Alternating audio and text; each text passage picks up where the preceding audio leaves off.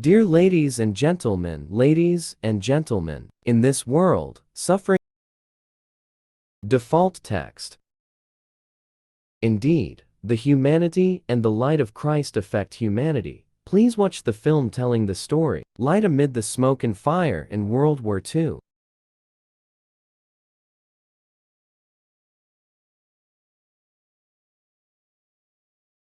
In 1943, Europe was plunged into the darkness of World War II. Polish villages were devastated by bombs. Houses were in ruins. Black smoke rose from the half-burned tiled roofs. In that desolate scene, there was still a small place where the sound of prayer echoed. It was a Dominican monastery. The nuns lived a simple life, praying every day for peace and caring for the poor people crushed by the war. Sister Maria was about 40 years old, with a gentle face and a thin figure. That day, when it was pouring rain, she brought a basket of bread and medicine to distribute to the people. Suddenly, she heard a weak groan under the old oak tree. As she approached with trembling steps, she was stunned to see a young German soldier, about 20, his clothes torn, his stomach covered in blood. His face was pale, his breathing was ragged. Maria's heart suddenly tightened. She knew clearly, the German soldiers were enemies, hated by the villagers, and if she took them in, the monastery could be destroyed. But that look, the desperate pleading look of a dying man, did not allow her to turn away.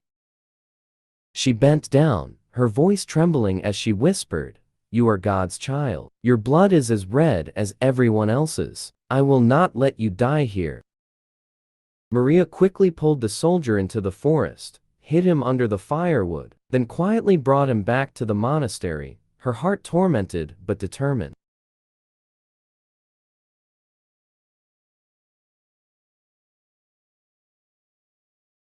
There was a small cellar in the monastery, which was only used to store food. The nun turned it into a shelter for the young soldier. His name was Johann. The wound in his abdomen was very serious and had become infected. Johann suffered from a persistent fever and was constantly delirious. Sister Maria was by his side day and night, cooking herbs from the garden, sewing bandages from old clothes, and praying with rosaries. One night, Johann woke up. His eyes were full of hatred, his voice was hoarse. "Do you know who I am? I am your enemy. I am a German soldier, an invader of this country." Maria just smiled gently. "No, I am not the enemy. I am just a human, wounded, in need of life." That sentence was like a drop of cool water falling into the dry desert. Johann fell silent. From that day on, despite his doubts, he began to listen. He told about his old mother in Berlin, about the sleepless nights missing home, and about the fear when facing death on the battlefield. Maria was silent, just listening attentively. Her eyes were like a mother comforting her lost child.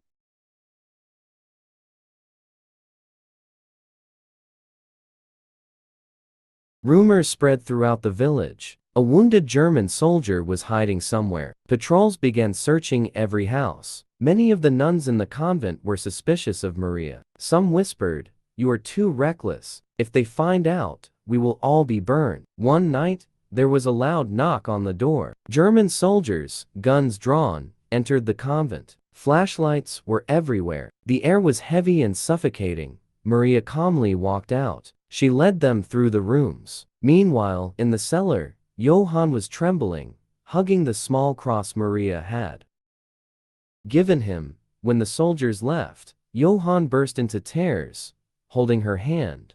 Why did you risk it? They could have executed you." Maria gently replied, "If we let fear win, humanity would be in even more darkness than war." Her steadfast gaze planted a new seed in Johann's heart, the seed of hope.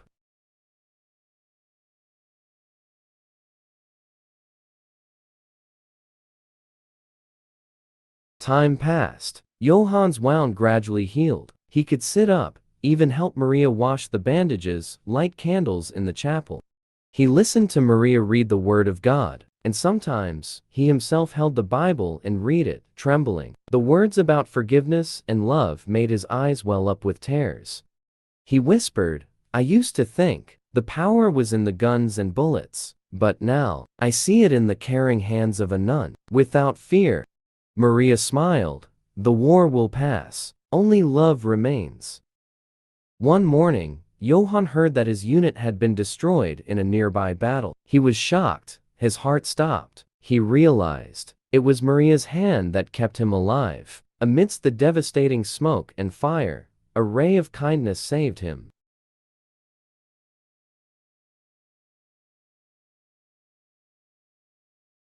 Spring 1945. The war came to an end. The Germans retreated. Johann had fully recovered, and now, he had to leave.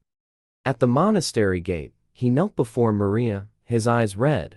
I am not worthy, but please, let me keep this cross. I want to wear it, to remember that, in the darkness, I was saved by a kind hand. Maria placed the cross in his hand, her voice whispering, "As a sower of peace, Johann, come back, and give this light back to your family. Johann, come back, and give this light back to your family." Johann walked away, in the middle of a field full of spring flowers. He looked back, the small monastery roof rang with the evening bell. Maria stood at the gate, her white habit fluttering gently in the wind, smiling kindly.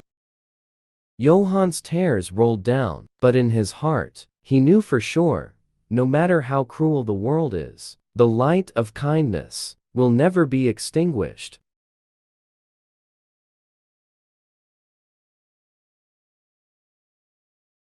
Thank you for listening to this touching story. If you find it meaningful, please click like, share, and don't forget to subscribe to the channel and ring the bell to follow the next stories. Leave a comment below, share your thoughts, we really appreciate it. Thank you very much, and see you again.